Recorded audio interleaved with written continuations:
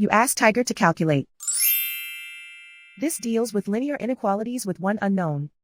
The final result is x smaller than -12. Let's solve it step by step. Move the negative sign from the denominator to the numerator.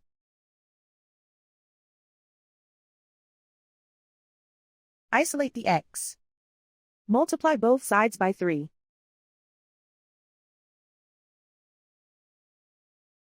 Group like terms.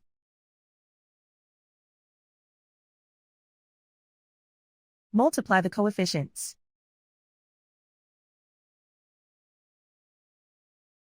Simplify the arithmetic.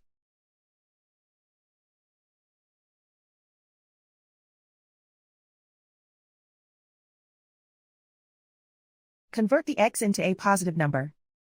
Multiply both sides by -1. Whenever you multiply or divide by a negative, reverse the inequality sign.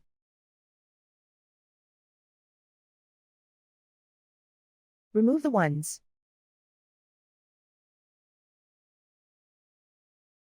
Simplify the arithmetic.